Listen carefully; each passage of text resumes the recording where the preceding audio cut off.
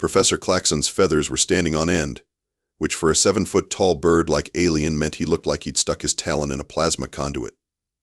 He stared at the holographic display with the kind of horror usually reserved for tax audits or cafeteria mystery meat. "Tell me again why we're watching this nightmare fuel," he squawked, adjusting his tiny spectacles with a trembling wingtip. Dr. Vex, who resembled a nervous jellyfish wearing a lab coat, pulsed an unhealthy shade of purple. Her translucent tentacles writhed as she manipulated the controls. The Human Studies Department flagged this footage from the Kepler 442 system. They wanted our expert opinion on the creatures. The hologram showed a human female, approximately 28 standard years, sitting cross-legged on what appeared to be the head of a Shadow Leviathan. For context, Shadow Leviathans were the stuff of galactic nightmares. They were 40-foot-long serpentine death machines with teeth that could puncture starship hulls and a disposition that made rabid wolverines seem cuddly. This particular Leviathan was purring. "By the 7 moons of Zephyria," Klaxon whispered. "It's making that sound. The death sound." "Actually," Professor Vex said, consulting her notes while trying not to look at the screen, "our xenobiologists believe that's what humans call purring. It indicates contentment." Klaxon's head swiveled a full 180 degrees, which was impressive even by his species standards. "Contentment? That thing could swallow our entire research station and still have room for dessert."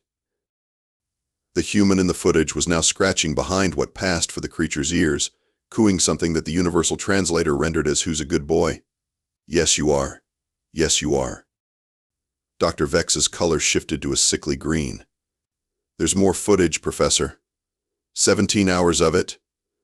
This human appears to have domesticated not just the Shadow Leviathan, but also a pack of void stalkers, 3 crystal spiders, and something our database can only classify as, oh God, why does that exist?" "How?" Klaxon squawked. "These are apex hunters. They're the reason entire star systems go dark. They're why we have the Galactic Treaty of not going to scary places." "I believe," Vex said, tentacles knotting themselves in anxiety, "the humans call them misunderstood." Klaxon pulled up the galactic database with shaking talons. Page after page of warnings, emergency protocols, and strongly worded suggestions to avoid these creatures at all costs. The Shadow Leviathan alone had a threat rating that required 3 different types of mathematics to calculate. "Look at this," he said, pointing at a particularly ominous entry. "The last known encounter with a Shadow Leviathan resulted in the evacuation of the Proxima mining colony. 17,000 casualties. And this human is using it as a pillow." On screen, the human had indeed curled up against the massive creature's flank, using one of its smaller tentacles as a blanket. The Leviathan appeared to be humming what sounded suspiciously like a lullaby. "Perhaps," Vex suggested weakly, "we should contact the Academy Council." "The Academy Council," Klaxon repeated, his voice climbing several octaves. Yes, we absolutely should contact them. Right before we update our wills and flee to the Outer Rim." He paused the footage on a particularly disturbing image of the human feeding the Leviathan what appeared to be cookies. "Dr. Vex, in your professional opinion as a xenobiologist, what exactly are we dealing with here?" Vex's entire body shimmered with nervous energy. "Well, Professor, based on the evidence, I believe we're witnessing either the most catastrophically stupid species in the galaxy, or the most terrifyingly effective predators the universe has ever produced." "I'm hoping for stupid," Klaxon muttered. "So am I, Professor. So am I." Captain Maya Rodriguez was having what she considered a perfectly normal Tuesday morning aboard the starship Wagging Tail. This involved feeding 17 different species of what the rest of the galaxy considered nightmare fuel, none of whom had tried to eat her crew in at least 3 days. "Morning, sweethearts," she called cheerfully, wheeling a cart of assorted treats down the corridor. The ship's interior looked less like a military vessel and more like the universe's most dangerous pet store. First Officer Jasper Knox, a man so British he could make tea sound like a military operation, stood at attention beside what used to be the weapons bay. It was now home to something that looked like a cross between a dragon and a filing cabinet, if filing cabinets had 12 eyes and breathed plasma. Captain, Jasper said in his perfectly measured tone, I feel compelled to mention that Nigel here has chewed through another bulkhead. Maya looked at the creature in question, which was currently trying to hide behind Jasper's considerably smaller frame. "AWB, did you have an accident, Nigel?" "It's okay, buddy. We all get excited sometimes." "Captain," Jasper continued, "Nigel is a dreadnought worm. According to the Galactic Database, his species is responsible for the destruction of at least 47 space stations." "Well, they obviously weren't giving him enough attention," Maya said, scratching under Nigel's massive chin.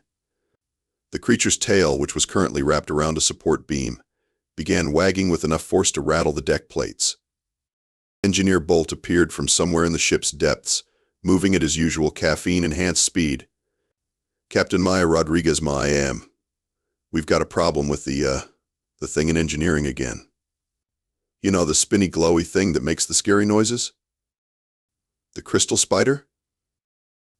Yeah, that's the one. She's built another web, and it's interfering with the warp core. Also, I think she's trying to redecorate. There's a lot of geometric patterns and what I'm pretty sure are motivational posters in her native language."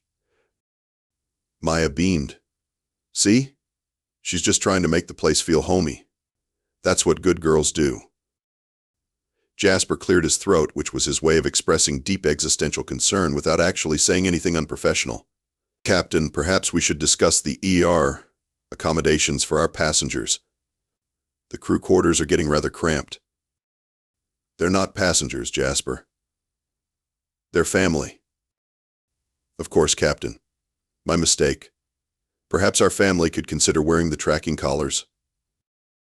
"Absolutely not. Would you put a tracking collar on your grandmother?" "Well, no, but my grandmother isn't capable of phasing through solid matter and occasionally snacking on small asteroids." Before Maya could respond to what she clearly considered unreasonable discrimination against interdimensional beings, the ship's communication system crackled to life. The voice that emerged sounded like someone trying very hard not to have a panic attack. "This is Professor Klaxon of the Galactic Academy of Sciences calling the starship Wagging Tail. We have an urgent matter to discuss regarding your, collection." Maya perked up immediately. "Oh, wonderful. Maybe they want to feature us in their xenobiology journal. I've been trying to get recognition for my work with misunderstood species for ages." Jasper and Bolt exchanged what humans would recognize as a look of profound concern, but which their captain interpreted as excitement. "Captain Rodriguez," Klaxon's voice continued, "we respectfully request your presence at Academy Station for a conference of utmost importance. We assure you this is a matter of galactic significance." "Did you hear that?" Maya said, practically bouncing. "Galactic significance. I bet they want to learn about proper interspecies communication." "Jasper, set course for Academy Station." "Shall I prepare the diplomatic suite?" Jasper asked. Don't be silly. We'll bring everyone along. I'm sure the Academy scientists would love to meet them properly." Jasper's expression suggested he was reconsidering his career choices. "All of them, Captain?" "Of course. Field trip."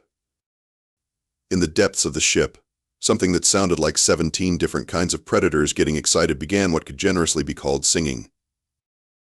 Academy Station was the crown jewel of galactic scientific achievement, a massive structure that housed the finest minds from across known space. It had survived supernovas, interdimensional rifts, and 3 separate attempts at hostile takeover by the bureaucracy of infinite forms.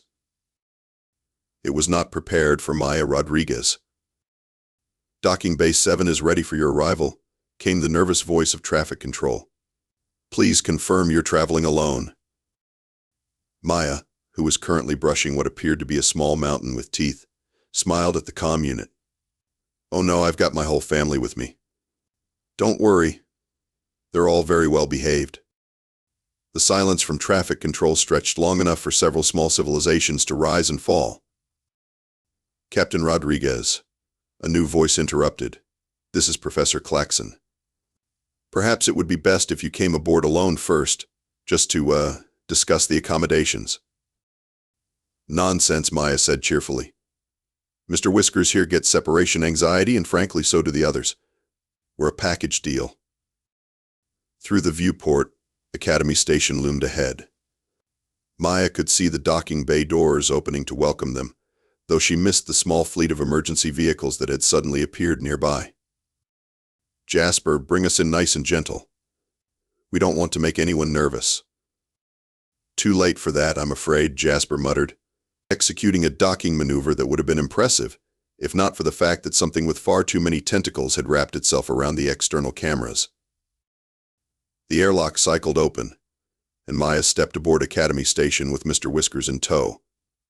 Mr. Whiskers stood roughly 8 feet tall, had tentacles instead of legs, and a face that suggested he'd been designed by a committee of nightmares. He was also wearing a little bow tie that Maya had bought for him at the last spaceport. The reception committee, consisting of Professor Klaxon, Dr. Vex, and what appeared to be the entire Academy security force, took one look at Mr. Whiskers and began backing away with the kind of coordination usually seen in professional dance troupes. Everyone, I'd like you to meet Mr. Whiskers, Maya announced proudly. He's my emotional support companion. Say hello, Mr. Whiskers. Mr. Whiskers opened what might charitably be called his mouth and produced a sound like a foghorn having an existential crisis. The security team's retreat became significantly less organized. Fascinating, Maya said. He only makes that sound when he's happy to meet new people. Professor Klaxon, who had pressed himself against the far wall with impressive speed for someone with hollow bones, managed to squawk out, Captain Rodriguez? I don't suppose you could ask your, companion to perhaps not do that? Do what? Maya asked, genuinely confused. The thing where he's, existing in a way that suggests imminent doom for all present. Maya looked at Mr. Whiskers, who had begun purring, and was now attempting to nuzzle Professor Klaxon's feathers. He likes you. That's wonderful. He's usually very shy around new people.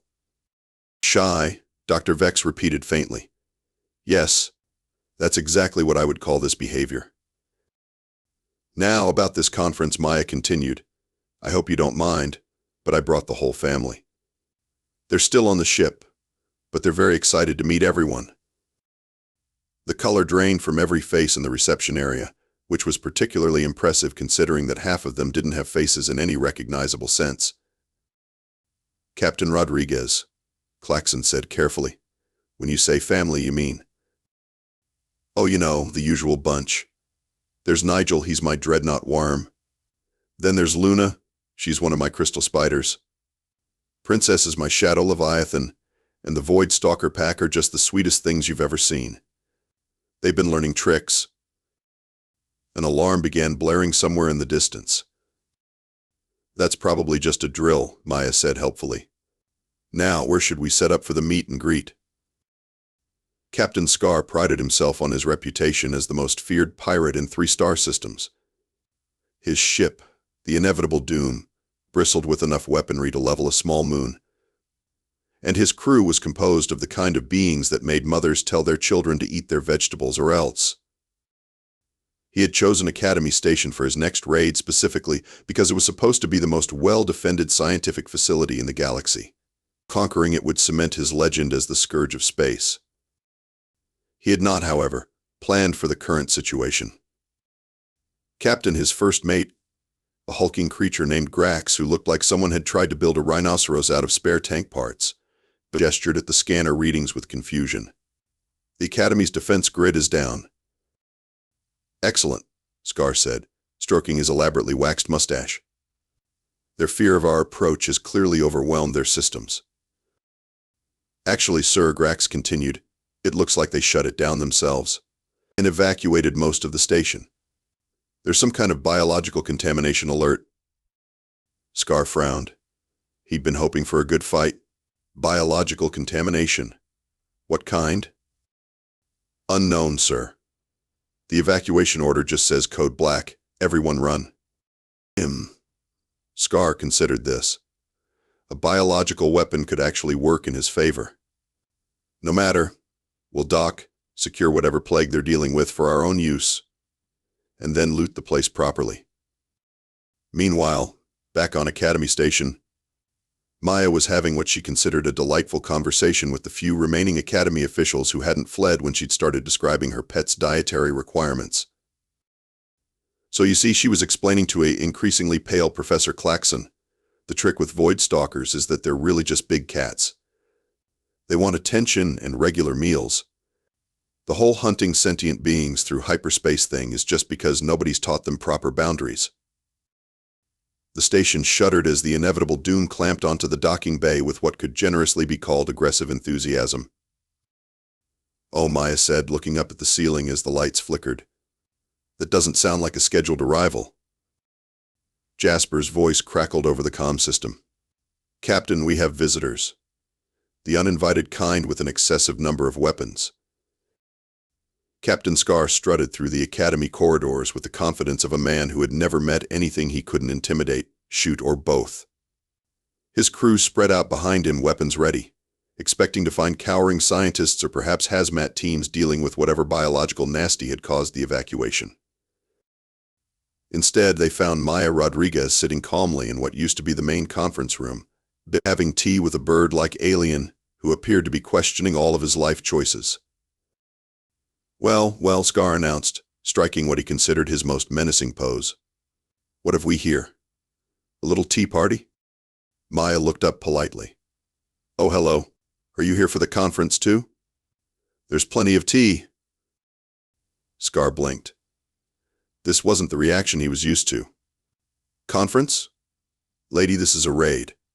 I'm Captain Scar, Scourge of the Spaceways, Terror of the Outer Rim." "That's nice," Maya said. "I'm Captain Rodriguez. I specialize in interspecies relations." "Interspecies relations?" Scar laughed, a sound like grinding metal. "The only relation I'm interested in is the one where you hand over all your valuables and I don't turn you into space dust." Maya sighed and stood up, brushing imaginary dust from her uniform. "You know what? I was really hoping we could handle this diplomatically, but I can see you're not interested in reasonable conversation." She tapped her comm badge. "Jasper, could you let the family know we have some uninvited guests? I think they need to burn off some energy anyway." "Right away, Captain," came Jasper's voice, tinged with what sounded like relief. Scar was about to ask what she meant when the first Void Stalker came around the corner.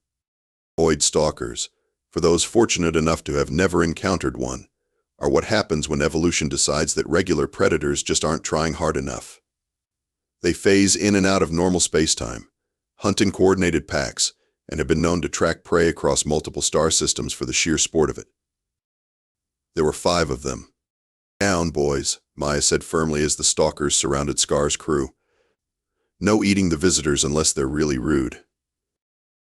One of the Stalkers, apparently the pack leader, looked up at Maya with what could almost be called a pout. I know, she said, reaching down to scratch behind his ears.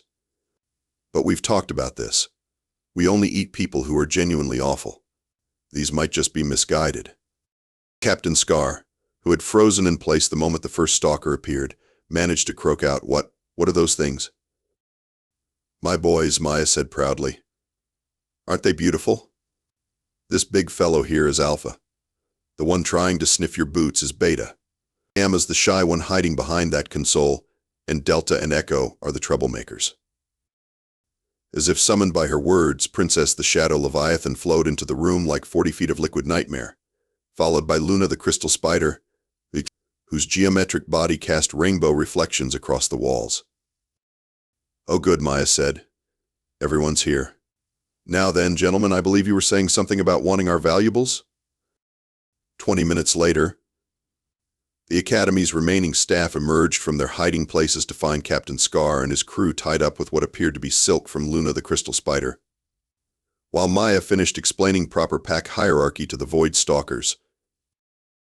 "The key thing to remember," she was saying to Alpha, who was sitting at attention like the universe's most terrifying show dog, "is that you can't just phase shift behind people. It's rude. If you want someone's attention, you ask politely first." Professor Klaxon cautiously approached, his feathers still thoroughly ruffled. "Captain Rodriguez, How in the name of all that's scientific did you do that? Maya looked up from where she was scratching behind Luna's crystalline mandibles. Do what? What? That. Klaxon gestured wildly at the subdued pirates, the contented predators, and the general lack of anyone being eaten. You just stopped a pirate raid with creatures that have a galactic threat rating higher than most natural disasters. Oh, that's easy, Maya said, standing up and dusting off her hands. You just have to understand pack dynamics. Dr. Vex, who had been taking notes with trembling tentacles, looked up from her datapad. Pack dynamics? Sure. Every species has a social structure, right? The trick is figuring out where you fit in it. Maya gestured to Princess, who had curled up in what used to be the Academy's main conference table. Princess here isn't actually aggressive. Shadow Leviathans are apex predators, which means they're used to being in charge. But they're also social creatures. They want a pack leader they can respect. And they respect you? Klaxon asked weakly. Well, yeah, I feed them, give them attention, set clear boundaries, and I'm not afraid of them. Fear makes you prey. Confidence makes you pack leader. She walked over to where the Void Stalkers were lounging around the room like the universe's most dangerous house cats. Same with these guys. Void Stalkers hunt in packs because they're family-oriented. They don't want to be alone in some asteroid belt somewhere. They want purpose, structure, and someone who understands them. But Dr. Vex interjected. According to our research, these species are fundamentally incompatible with higher-order reasoning. They're pure predators, driven by instinct. Maya laughed, a sound that somehow made the various nightmare creatures around the room perk up their ears, tentacles, or sensory appendages. That's your problem right there. You're thinking about them like they're monsters instead of animals. She walked over to Mr. Whiskers, who had been quietly observing from the corner. Mr. Whiskers here? He's not a mindless tentacle beast. He's actually incredibly intelligent. Aren't you, buddy? Mr. Whiskers responded with a complex series of sounds that the universal translator couldn't parse, but which Maya apparently understood perfectly. He says he's been trying to communicate with other species for years, but everyone just screams and runs away before he can finish introducing himself. Professor Klaxon's beak fell open. He's been trying to communicate? Of course. Most of these species are social. They want contact, they want understanding. But everyone's so focused on their threat ratings that nobody bothers to actually listen. She gestured around the room. Humans figured this out thousands of years ago with Earth animals. Wolves became dogs. Big cats became house cats. Even sharks can be trained if you understand their needs. You're saying, Dr. Vex said slowly, that humans have been unconsciously domesticating the galaxy's apex predators. Not domesticating, Maya corrected. Befriending. There's a difference. Domestication changes the animal. Friendship respects what they already are. Captain Scar, who had been listening to this conversation with growing horror, finally managed to speak up. You're telling me that humans just make friends with these things? The things that have been terrorizing the galaxy for centuries? Maya looked at him with the patience of someone explaining something obvious to a child. Well, yeah, wouldn't you rather have friends than enemies?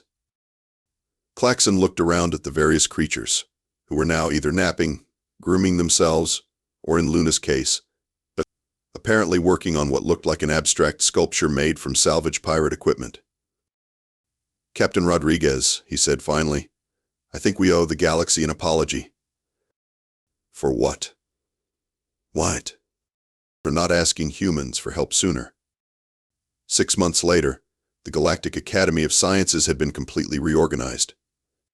The former Department of Threat Assessment had been renamed the Department of Interspecies Friendship, and Maya Rodriguez had been appointed as its director, much to the relief of Professor Klaxon, who had developed a nervous tic every time someone mentioned anything with more than 4 legs. No, Professor Klaxon, Maya was saying patiently to the still nervous bird alien. You can't just tap Nigel on the nose and expect him to sit. You have to mean it. Project Confidence.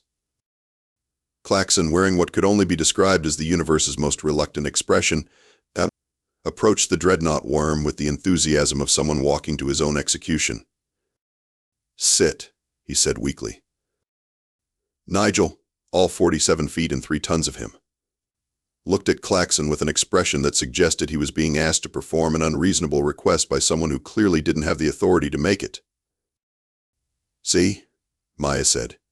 "He doesn't respect you yet. You need to establish pack hierarchy first. Here, watch." She walked up to Nigel with the casual confidence of someone approaching a particularly large house cat. "Nigel, sit." The massive creature immediately folded his bulk into what passed for a sitting position, tail wagging with enough enthusiasm to rattle nearby equipment. "Good boy," Maya said, producing a treat from her pocket. "See, Professor? It's all about confidence and consistency." Across the room, Dr. Vex was attempting to follow a similar lesson with one of the Void Stalkers, though her approach was somewhat complicated by the fact that she kept turning translucent whenever the creature looked directly at her. "Dr. Vex," Maya called out, "remember what we discussed about fear responses? Beta can smell anxiety from 3 dimensions away." "Easy for you to say," Vex muttered, trying to achieve opacity. "You're not a jellyfish-based life form whose primary defense mechanism is transparency." Jasper appeared in the doorway, carrying a data pad and wearing the expression of someone who had long since given up questioning the universe's sense of humor. "Captain," he said in his perfectly measured tone, "we have 17 new applications for the Interspecies Relations Program. 3 requests for diplomatic mediation involving what I believe are called grumpy space whales. And the Galactic Council wants to know if we can help them with something called a stellar Kraken situation." Maya beamed. "Excellent. Schedule them all in. Oh, and make sure we have enough of those industrial-strength chew toys. The last stellar Kraken we worked with went through 6 freighters before we figured out he was just bored." "Of course, Captain. Also, Engineer Bolt wanted me to mention that Luna has finished redecorating engineering again. Apparently, she's moved on from motivational posters to what he describes as geometric interpretations of classical literature." "How lovely. She's expanding her cultural horizons." From somewhere in the depths of the academy, a sound like a foghorn learning to yodel echoed through the corridors. "And that would be Mr. Whiskers practicing his singing," Maya said proudly. "He's been working on interspecies opera. I think he's getting much better." Professor Klaxon, who had been gradually backing away from Nigel, looked around at what his life had become. 6 months ago, he'd been a respectable xenobiology professor with a nice quiet research position studying harmless microorganisms. Now he was trying to establish pack dominance with a creature that could crack planets. "Captain Rodriguez," he said, "I don't suppose you could explain to me again why we're doing this instead of, say, maintaining a safe distance and studying these creatures from several star systems away?" Maya looked at him with the kind of patience usually reserved for small children and very drunk friends. "Professor, how many apex predator incidents have we had since we started the program?" Klaxon consulted his datapad. "Well, none, actually." "And how many new species have made peaceful contact with the Academy in the last 6 months?" 47, but... "And how many of those turned out to be what we previously classified as galaxy-ending threats?" 32, however. "So basically," Maya said, scratching behind Princess's massive head while the Shadow Leviathan purred like a contented engine, "we've solved the galaxy's biggest problem by treating everyone like they just needed a friend. But what about proper scientific protocols?" Klaxon squawked. "What about safety procedures? What about the forms?" Maya grinned. "Jasper handles the forms. As for safety, well..." She gestured around the room, where various species that had once been the stuff of nightmares were now contentedly coexisting, playing, or in the case of the Void Stalker pack, engaged in what appeared to be a complex game involving phasing in and out of reality. "I'd say this is the safest the galaxy's been in centuries." A new alarm sounded, but instead of the panicked evacuation signals that used to accompany any unusual readings, it was the cheerful chime that indicated a new arrival. "Oh good," Maya said. That must be our 3 o'clock appointment. I wonder what kind of misunderstood creature we'll meet today. Jasper consulted his schedule. According to the application, it's something called a quantum basilisk that's been accidentally destroying reality in the Andromeda sector. Wonderful, Maya said, clapping her hands together. I bet he's just lonely. Quantum entities usually are. As she headed toward the docking bay to greet their newest potential friend, followed by her ever-growing collection of former galactic threats, and Professor Klaxon looked around at what his life had become. Dr. Vex, he called out, do you ever miss the days when the most dangerous thing in our lab was an unstable isotope? Dr. Vex, who was currently teaching Beta the Void Stalker how to play fetch with what appeared to be a small asteroid, paused in her efforts. You know, Professor, she said, I really don't. And somewhere in the Academy's new interspecies communication center, Mr. Whiskers continued practicing his opera, blissfully unaware that his singing had just been picked up by a deep space monitoring station, and it was being broadcast across 3-star systems as the most beautiful sound anyone had ever heard. Maya Rodriguez, former animal behaviorist and current director of interspecies relations, was having the best day of her life. And again, after all, every creature in the universe just needed someone who understood them. Even the scary ones. Especially the scary ones.